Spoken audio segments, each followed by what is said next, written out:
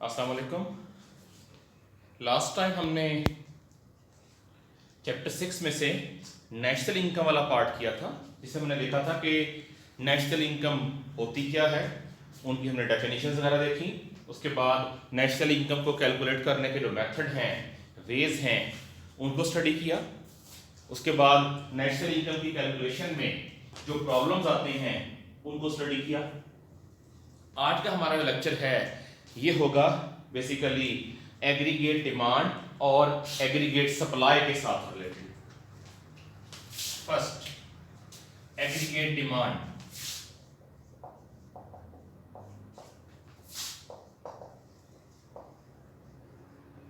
सबसे पहले देखते हैं aggregate supply. What is aggregate supply?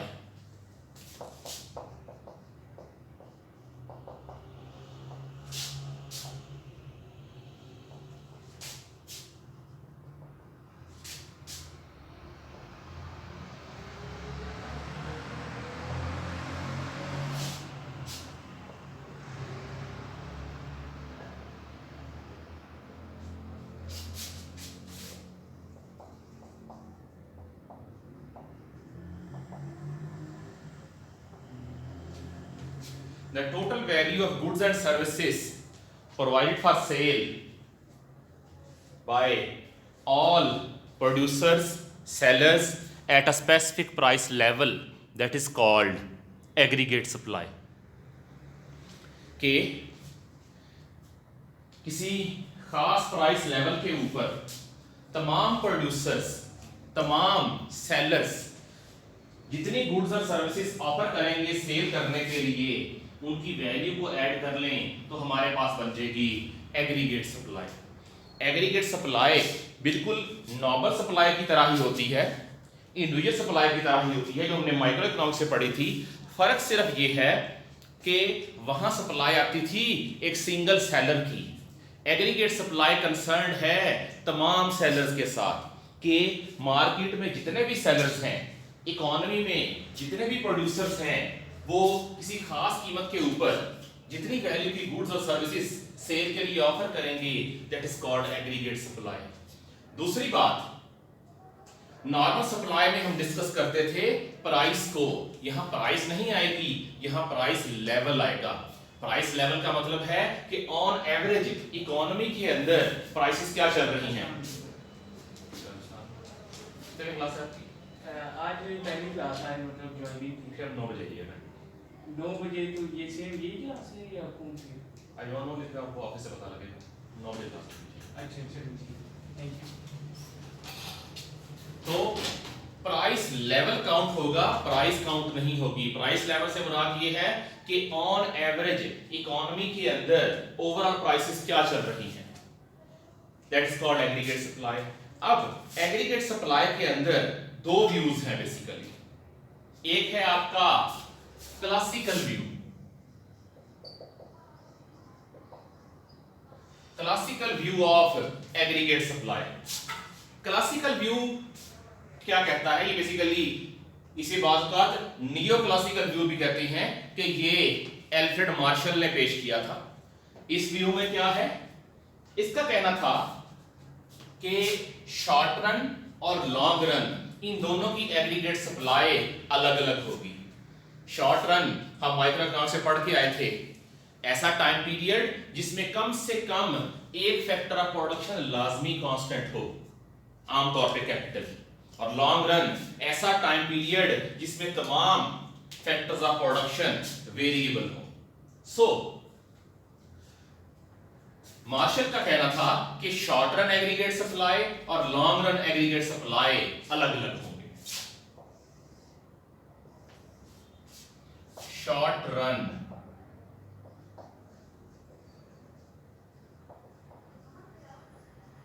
Aggregate supply, Y axis पे आ जाएगा प्राइस लेवल, एक्स एक्सिस पे आ जाएगा आपका जीडीपी या national income.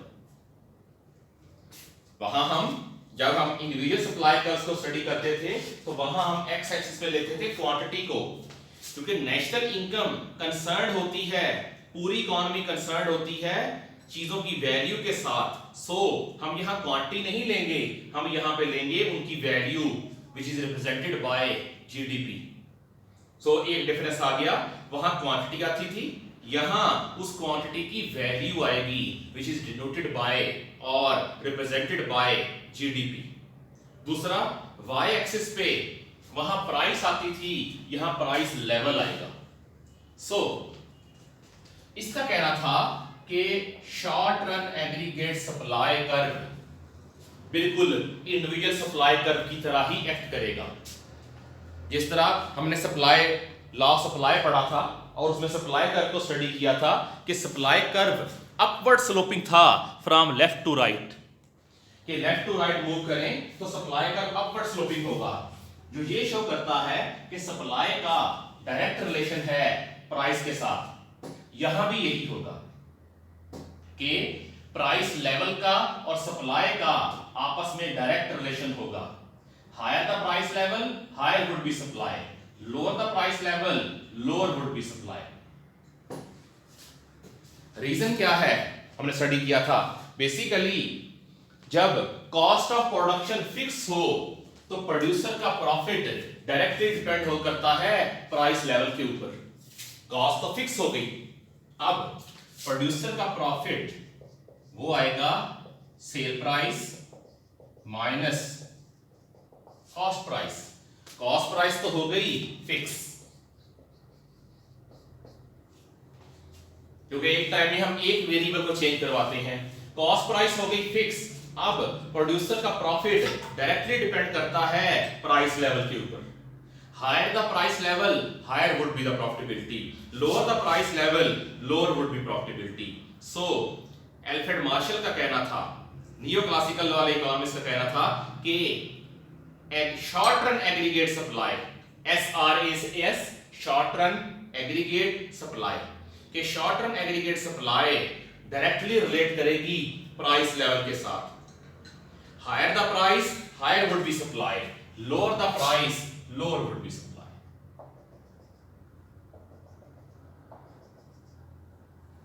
P1 Y1 P2 Y2, जैसे जैसे प्राइस लेवल बढ़ता जाएगा वैसे वैसे शॉर्ट रन एग्रीगेट सप्लाई वो भी इंक्रीज करती जाएगी, which is called extension और expansion of short run aggregate supply, कि आप along the same supply curve move करेंगे अपवर्ड और डाउनवर्ड, और आपके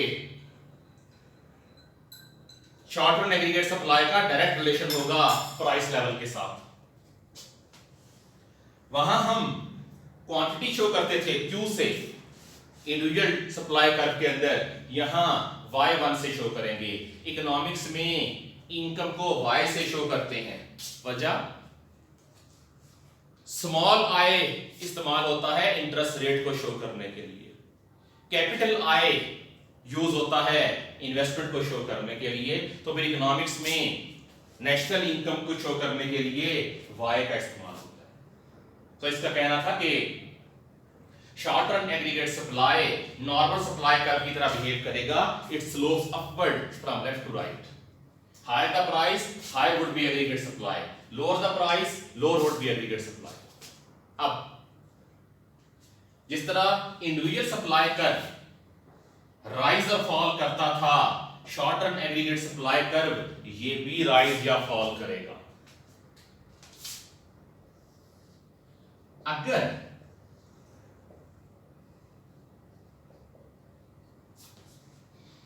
सेम प्राइस लेवल के ऊपर अगर तो प्राइसेस के बढ़ने की वजह से शॉर्ट रन एग्रीगेट सप्लाई बढ़ती है, वो तो कहलाएगी एक्सटेंशन और contraction of short run aggregate supply.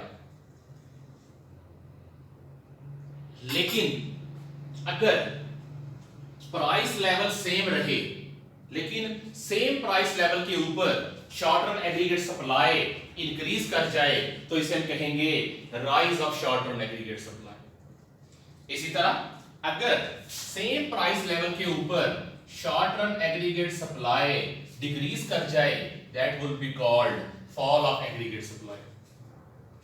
अब short run aggregate supply rise या फॉल किस वजह से कर सकती है? reasons for rise of short run aggregate supply, कि किस वजह से short run aggregate supply rise कर सकती है। सबसे पहले decrease in cost of production, आपकी प्रोडक्शन कॉस्ट डिक्रीज हो जाए। जब प्रोडक्शन कॉस्ट डिक्रीज होगी सेम प्राइस लेवल के ऊपर, कॉस्ट प्राइस कम हो गई, सेम प्राइस लेवल के ऊपर प्रॉफिटेबिलिटी बढ़ जाएगी और सप्लाई राइज कर जाएगी। दूसरा डिक्रीज इन वेज रेट, के आपकी इकोनॉमी के अंदर वेज रेट कम हो जाए। जब वेज रेट कम होगा, वेज किसी भी प्रोड्यूसर की कॉस्ट ऑफ प्रोडक्शन का एक बड़ा हिस्सा होती है। सो जब वेज रेट डिक्रीज करेगा, कॉस्ट ऑफ प्रोडक्शन भी डिक्रीज करेगी और एग्रीगेट सप्लाई राइज करेगी।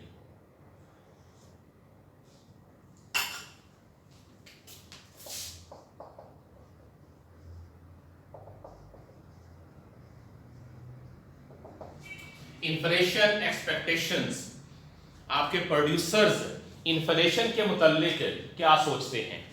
इन्फ्लेशन मीन महंगाई, कीमतों का बढ़ जाना। अगर प्रोड्यूसर्स को यह लगता है कि मार्केट में प्राइसेस बढ़ने वाली हैं, वो करते क्या हैं, वो अपनी प्राइसेस आज से ही इंक्रीज कर देते हैं या अपना आउटपुट इंक्रीज कर देते हैं ताकि फ्यूचर में इंक्रीज प्राइसेस का फायदा ले सके।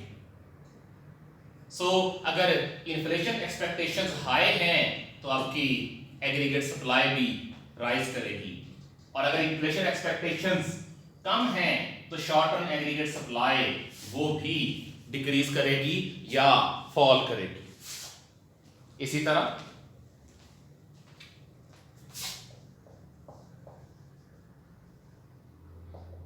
Decrease in taxes and import duties, अगर अपना गवर्नमेंट अपना टैक्स रेट कम कर दे तब भी प्रोड्यूसर की प्रॉफिटेबिलिटी इंक्रीज होती है, या इंपोर्ट ड्यूटीज, इंपोर्ट टैक्सेस कम कर दे उससे भी प्रॉफिटेबिलिटी इंक्रीज करती है, तो aggregate short run aggregate supply rise करेगी। ये कुछ फैक्टर्स हैं जिनकी वजह से short run aggregate supply rise करती है। इन्हीं फैक्टर्स को उल्टा दें, उलट कर दें तो वो आ जाएंगे फैक्टर्स और reasons for fall of short run aggregate supply, के short run aggregate supply fall किस वजह से करेगी।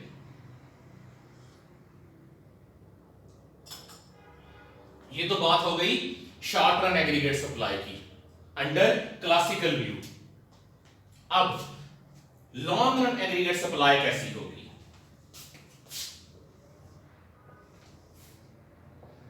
वाई एक्स एक्सिस पे जीडीपी, वाई पे प्राइस लेवल। क्लासिकल इकोनॉमिस्ट का कहना था कि लॉन्ग रन एग्रीगेट सप्लाई ये कांस्टेंट होती है, LRAS, long run aggregate supply. इसको इन्होंने कहा था इसका कर्व वर्टिकल होगा। वर्टिकल क्यों होगा, इनका कहना था ये इकोनॉमी का फुल एम्प्लॉयमेंट प्रोडक्शन पोटेंशियल है। फुल एम्प्लॉयमेंट से क्या मुराद है कि अगर कोई इकोनॉमी अपने तमाम रिसोर्सेज को एम्प्लॉय कर ले, तमाम रिसोर्सेज को इस्तेमाल करना शुरू कर दे, तब वो जितना आउटपुट प्रोड्यूस कर सकती है that is represented bye long run aggregate supply. और इसको इन्होंने शो किया था YF से, national income at full employment level. तो फिर long run aggregate supply curve vertical क्यों है, फिक्स क्यों है कि प्राइस लेवल जितना मर्जी हो long run aggregate supply fix रहेगी। प्राइस लेवल इंक्रीज कर रहा है उसके बावजूद long run aggregate supply same है। उसकी रीजन क्या है, long run aggregate supply curve show करता है फुल एम्प्लॉयमेंट प्रोडक्शन लेवल को, यानी कि जब आपके मुल्क के तमाम रिसोर्सेस इस्तेमाल होना शुरू हो चुके हैं, आप अपने मुल्क के तमाम रिसोर्सेस को मुकम्मल तौर पे इस्तेमाल कर रहे हैं,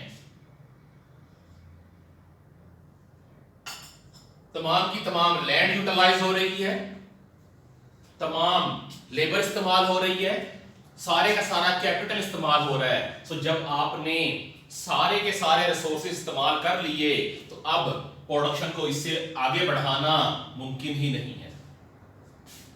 जब सारे रिसोर्सेज यूज कर लिए, रिसोर्सेज ही तो हैं जो प्रोडक्शन करेंगे, आपने सारे रिसोर्सेज यूज कर लिए तो इकोनॉमी यहां पे आके फिक्स हो जाएगी कि अब और रिसोर्सेज ही नहीं है जिससे प्रोडक्शन बढ़ाई जा सके। सो आपका long run aggregate supply curve एक वर्टिकल लाइन होगी जो कि ये शो करती है कि ये इकोनॉमी का फुल प्रोडक्शन पोटेंशियल है।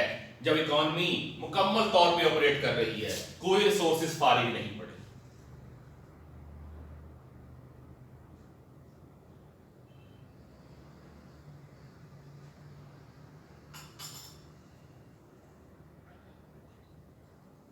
अब क्या long run aggregate supply curve ये भी राइज फॉल करता है? बिल्कुल करता है। Long run aggregate supply curve ये भी राइज करेगा राइट साइड को, वाई डैश से शो कर रहे हैं इसको। ये राइज कब करेगा? Long run aggregate supply curve ये तो शो ही फुल एम्प्लॉयमेंट को कर रहा था। सो अब ये कैसे राइज कर सकता है? ये तभी राइज करेगा जब आपकी इकोनॉमी के अंदर रिसोर्सेस इंक्रीज होना शुरू हो जाए। So reasons for rise of long run aggregate supply curve के long run aggregate supply curve कब राइज करेगा? जब आपके रिसोर्सेस बढ़ेंगे। सो रिसोर्सेस कैसे बढ़ सकते हैं? पहला रिसोर्स है land. So exploration of new mineral reserves. आप अपने मुल्क के जो मिनरल रिजर्व्स हैं वो मजीद ढूंढ लें, ज़ेरे ज़मीन जो मादनियात हैं वो मिल जाएं, आपके रॉ मटेरियल की सप्लाई इंक्रीज हो जाएगी, लैंड की सप्लाई इंक्रीज हो जाएगी।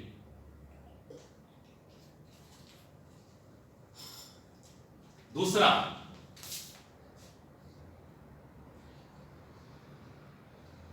बेटर यूज ऑफ लैंड, जमीन का बेहतर इस्तेमाल। किस तरह से? जैसे आजकल हाइब्रिड टेक्नोलॉजी आई है तो आप उससे होता क्या है कि क्रॉप्स का कल्टीवेशन टाइम कम हो गया है। पहले एक साल में कॉर्न की 2 फसलें मिलती थी एक जमीन से, अब सेम पीस ऑफ लैंड से कॉर्न की 4 फसलें मिलती हैं। That is called better use of land. फिर दूसरे नंबर पे आती है लेबर। लेबर कैसे बढ़ सकती है? Increase in population. आपके मुल्क की आबादी बढ़ जाए, पॉपुलेशन में इंक्रीज आ जाए, पॉपुलेशन बढ़ेगी, आपकी लेबर बढ़ेगी। देन इनवर्ड माइग्रेशन, बाहर के मुल्कों से लेबर आपके मुल्क के अंदर मूव करना शुरू कर दे, जिस तरह पूरे यूरोप के साथ है, पूरे मिडिल ईस्ट के साथ है कि ये दूसरे मुल्कों से लेबर इंपोर्ट कर लेते हैं। And the last one, capital.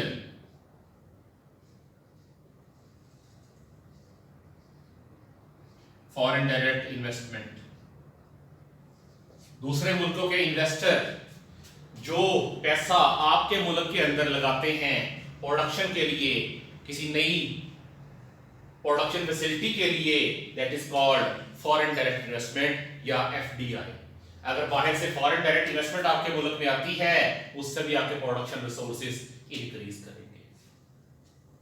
इसी तरह अगर इन्हीं फैक्टर्स को उल्टा दें तो वो आ जाएगा fall of long run aggregate supply curve. उसमें क्या है कि लॉन्ग रन एग्रीगेट सप्लाई पीछे आ जाएगा, लेकिन आएगा ये फिर भी वर्टिकली कि अगर आपकी इकोनॉमी का प्रोडक्शन पोटेंशियल इंक्रीज भी करता है तब भी ये फिक्स ही रहेगा, चाहे ये आगे मूव करे चाहे पीछे मूव करे, लेकिन ये रहेगा फिक्स। सो क्लासिकल इकोनॉमिस्ट ने कहना था कि लॉन्ग रन और शॉर्ट रन के एग्रीगेट सप्लाई कर्व अलग अलग बनेंगे। Long run aggregate supply curve fix होगा, short run aggregate supply same होगा, just like normal supply curve.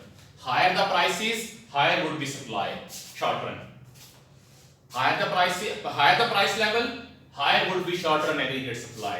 Lower the price level, lower would be short run aggregate supply. ये था आपका classical view. कि classical view वाला कहना था short run aggregate supply directly relate करती है प्राइस लेवल के साथ। शॉर्ट रन एग्रीगेट सप्लाई के बढ़ने के लिए जरूरी है प्राइस लेवल इंक्रीज करे। ये था आपका क्लासिकल व्यू। अब आते हैं दूसरा केन्जियन व्यू। क्लासिकल इकोनॉमिस्ट जो थे इनका नजरिया फ्लॉप हो गया 1930s के ग्रेट डिप्रेशन के दौरान।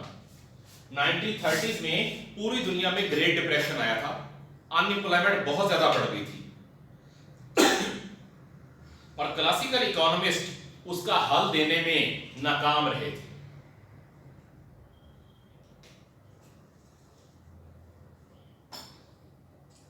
इनका तो कहना था कि शॉर्ट रन एग्रीगेट सप्लाई के बढ़ने के लिए जरूरी है प्राइस लेवल पहले इंक्रीज करे। तो इसके अगेंस्ट एक दूसरा व्यू आया that is called Keynesian view.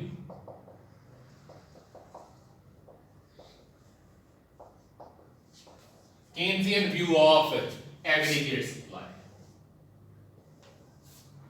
Either GDP, either price level. Case का कहना था कि शॉर्ट रन और लॉन्ग रन के एग्रीगेट सप्लाई अलग अलग एग्रीगेट सप्लाई कर्व अलग अलग नहीं बनते, एक ही कर्व होगा। और इसने कहा था कि एग्रीगेट सप्लाई का कर्व इस टाइप का, लॉन्ग रन और शॉर्ट रन का एक ही कर्व बनेगा और ये कर्व पहले पैरेलल टू एक्स एक्सिस होगा, फिर पैरेलल टू वाई एक्सिस हो जाएगा। इसका कहना था कि एग्रीगेट सप्लाई के बढ़ने के लिए ये बिल्कुल जरूरी नहीं है कि आपकी प्राइस लेवल इंक्रीज करे। सेम प्राइस लेवल के ऊपर भी शॉर्ट एग्रीगेट सप्लाई इंक्रीज कर सकती है। इसको उसने रिप्रेजेंट किया था स्पेयर कैपेसिटी के साथ। इसका कहना था कि कोई भी प्रोड्यूसर प्रोडक्शन कर रहा हो वो अपने लिए स्पेयर कैपेसिटी लाजमी मेंटेन रखता है। स्पेयर कैपेसिटी क्या चीज है? बेसिकली इसका कहना था कि अगर किसी बिजनेस को लग रहा हो उसके रोजाना 100 यूनिट सेल होंगे तो वो फैक्ट्री 100 यूनिट्स की नहीं लगाएगा, वो फैक्ट्री लगाएगा 200 या 300 यूनिट्स की। किस लिए? ताकि कल को जब उसका बिजनेस इंप्रूव करना शुरू करे, उसका कस्टमर बेस बनना शुरू करे तो उसे सप्लाई बढ़ाने में मसला ना आए। ये जो extra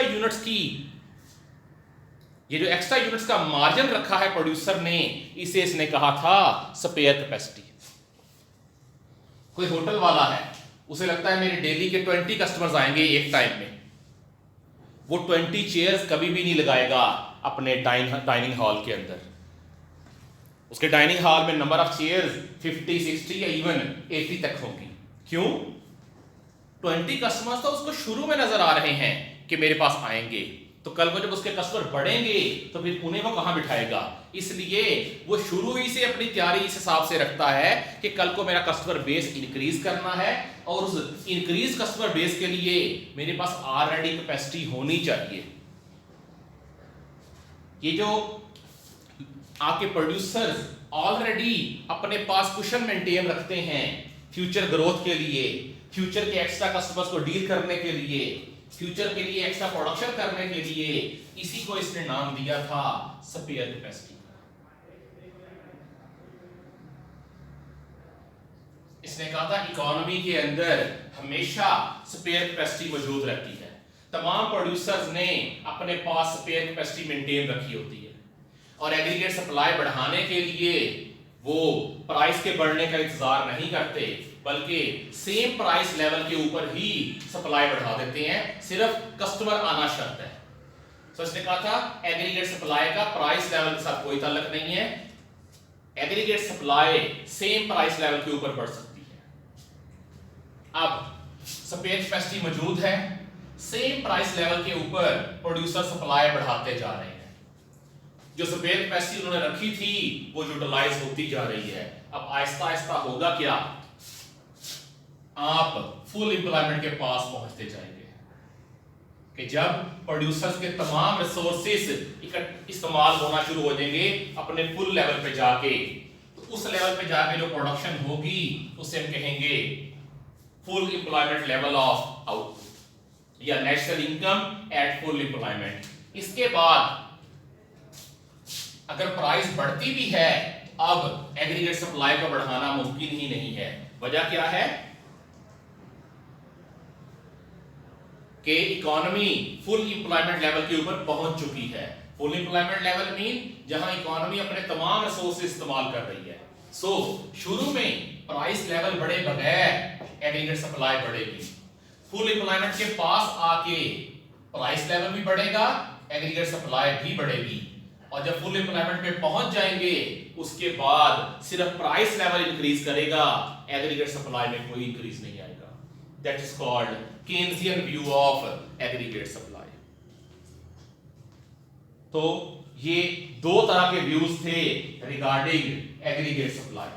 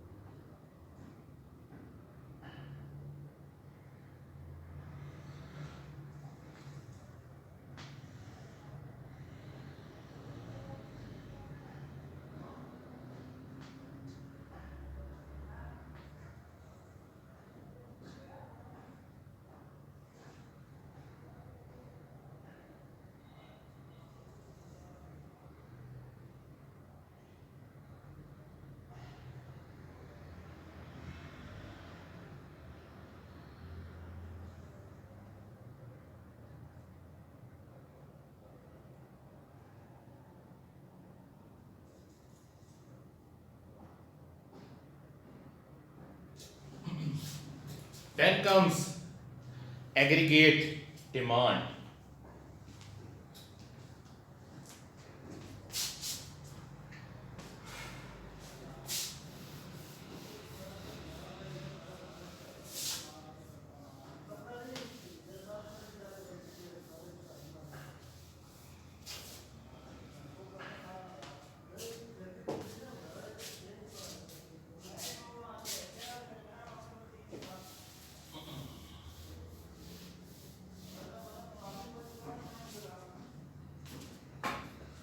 Aggregate demand AD, the total value of goods and services which all economic agents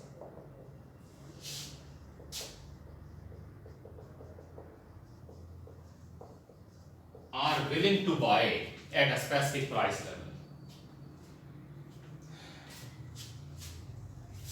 किसी खास प्राइस लेवल पे जाके टोटल जितनी वैल्यू की गुड्स और सर्विसेज आपके सारे इकोनॉमिक एजेंट्स परचेज करने के लिए तैयार हैं, उसे हम कहेंगे एग्रीगेट डिमांड। इंडिविजुअल डिमांड क्या थी, एक सिंगल पर्सन की। मार्केट डिमांड क्या थी, एक एरिया में रहने वाले लोगों की। एग्रीगेट डिमांड क्या है, किसी इकोनॉमी में रहने वाले तमाम इकोनॉमिक एजेंट्स किसी खास प्राइस लेवल पे जितनी वैल्यू की गुड्स और सर्विसेज डिमांड करेंगे, परचेज करेंगे, that is called aggregate demand. So aggregate demand होगी demand of households plus demand of producers or firms plus demand by government plus demand by exporters plus minus demand by importers। Importer की demand को minus से क्यों show कर रहे हैं? क्योंकि इनकी डिमांड नेगेटिव होती है। ये प्राइस लेवल को देख के चीजें परचेज नहीं करते, बल्कि बाहर से चीजें लाके मार्केट में इंजेक्ट करते हैं। सो एग्रीगेट डिमांड हो जाएगी हाउस होल्ड जो डिमांड करते हैं, हाउस होल्ड की डिमांड को हम शो करते हैं कंजम्पशन एक्सपेंडिचर से। जो फर्म्स वाले डिमांड करते हैं इसे हम शो करते हैं इन्वेस्टमेंट एक्सपेंडिचर से। जो गवर्नमेंट खर्चा करती है इसे हम शो करते हैं गवर्नमेंट एक्सपेंडिचर से। एक्सपोर्टर जो चीजें खरीदते हैं उन्हें हम शो करते हैं एक्सपोर्ट्स के नाम से, और इंपोर्टर जो चीजें ला के मार्केट में इंजेक्ट करते हैं इन्हें हम शो करते हैं इंपोर्ट्स के नाम से। अब same share different parties purchase करेंगी तो वो डिफरेंट हेड्स में आएगी। फॉर एग्जांपल एक एसी है, वो एसी अगर किसी हाउस होल्ड ने खरीदा है तो कहलाएगा कंजम्पशन एक्सपेंडिचर। अगर वही एसी किसी प्रोड्यूसर या फर्म ने परचेज किया है ऑफिस के लिए वो कहलाएगा इन्वेस्टमेंट एक्सपेंडिचर। वही एसी परचेज किया है गवर्नमेंट ने अपने किसी डिपार्टमेंट में लगाने के लिए, that would be called government expenditure. अगर वो एसी किसी एक्सपोर्टर ने खरीदा है मुल्क से बाहर भिजवाने के लिए, that would be regarded as exports. और सेम एसी अगर किसी इंपोर्टर ने बाहर के मुल्क से मंगवाया है, that will be called import. So aggregate demand और कंजम्पशन को शो करते हैं कैपिटल सी से, इन्वेस्टमेंट को कैपिटल आई से, गवर्नमेंट एक्सपेंडिचर को कैपिटल जी से, एक्सपोर्ट्स को कैपिटल एक्स से और इंपोर्ट्स को कैपिटल एम से। सो ये सेम फार्मूला आ गया जो हमने नेशनल इनकम को कैलकुलेट करने के लिए देखा था कि नेशनल इनकम इक्वल थी consumption expenditure plus investment expenditure plus government expenditure plus exports minus imports. अगर हम ग्राफ की बात करें तो आपका एग्रीगेट डिमांड का कर्व नॉर्मल डिमांड कर्व की तरह ही एक्ट करता है। अगर प्राइस लेवल हाई होगा तो इकोनॉमी के अंदर एग्रीगेट डिमांड कम होगी, और अगर आपकी इकोनॉमी में प्राइस लेवल कम होगा तो एग्रीगेट डिमांड बढ़ जाएगी। वजह क्या है? जिस तरह इंडिविजुअल डिमांड का इनवर्स रिलेशन था प्राइस के साथ, इसी तरह एग्रीगेट डिमांड का भी इनवर्स रिलेशन होगा प्राइस लेवल के साथ। तमाम इकोनॉमिक एजेंट प्राइस को देख के फैसला करते हैं कि उन्होंने कोई चीज परचेज करनी है या नहीं। So aggregate demand curve normal demand curve की तरह होगा, it slopes downwards from left to right. अब एग्रीगेट डिमांड कर्व भी राइज करता है। एग्रीगेट डिमांड कर्व राइज कब करेगा? क्या रीजंस हो सकती हैं एग्रीगेट डिमांड कर्व के राइज करने के लिए? राइज का मतलब क्या है? सेम प्राइस लेवल के ऊपर एग्रीगेट डिमांड बढ़ गई तो रीजन क्या होंगी? जिन पार्ट्स के मिलने से एग्रीगेट डिमांड बन रही है उनमें से कोई भी इंक्रीज करेगा तो आपकी एग्रीगेट डिमांड इंक्रीज करेगी। For example reasons for rise of aggregate demand. क्या रीजंस हो सकती हैं एग्रीगेट डिमांड के राइज करने के लिए? तो पहली reason, households increase consumption expenditure। households consumption expenditure increase करते सेम प्राइस लेवल के ऊपर। या दूसरा, firms increase investment, firms वाले अपनी इन्वेस्टमेंट इंक्रीज करते। या आपकी government increases government expenditure, government अपने खर्चे बढ़ा ले, या एक्सपोर्टर्स इंक्रीज एक्सपोर्ट्स, आपके एक्सपोर्टर्स एक्सपोर्ट बढ़ाना शुरू कर दें, या फिर इंपोर्टर्स इंपोर्ट्स कम कर दें। सो बेसिकली जो आपके एग्रीगेट डिमांड के इंडिविजुअल पार्ट्स हैं, जब उनमें कमी आएगी तो एग्रीगेट डिमांड सॉरी जब उनमें इंक्रीज आएगा तो एग्रीगेट डिमांड राइज करेगी। इन्हीं पॉइंट्स को उल्टा दें तो वो आ जाएगा fall of aggregate demand. House hold consumption decrease कर दें, फर्म्स वाले इन्वेस्टमेंट डिक्रीज कर दें, गवर्नमेंट अपने एक्सपेंडिचर कम कर दे, एक्सपोर्ट्स कम हो जाएं या इंपोर्ट्स बढ़ जाएं तो आपकी एग्रीगेट डिमांड फॉल कर जाएगी। This is all about aggregate supply, जहां हमने दो कॉन्सेप्ट देखे, केन्जियन व्यू और क्लासिकल व्यू। क्लासिकल व्यू क्या था कि शॉर्ट टर्म में एग्रीगेट सप्लाई प्राइस लेवल के साथ डायरेक्टली रिलेट करती है, क्योंकि लॉन्ग रन में एग्रीगेट सप्लाई फिक्स होगी। फिर देखा केन्जियन व्यू, उसका कहना था कि एग्रीगेट सप्लाई का कोई तल्लक नहीं है प्राइस लेवल के साथ। वजह क्या है, आपके प्रोड्यूसर्स ने स्पेयर कैपेसिटी मेंटेन रखी होती है already, and then comes aggregate demand. कल इंशाल्लाह हमारा चैप्टर कंप्लीट हो जाएगा, जहां हम एग्रीगेट डिमांड और एग्रीगेट सप्लाई का आपस में रिलेशन देखेंगे कि इनका इक्विलिब्रियम कहां आएगा, आपकी इकोनॉमी इक्विलिब्रियम पे कब पहुंचेगी, वो इंशाल्लाह कल देखेंगे। अल्लाह हाफ़िज़।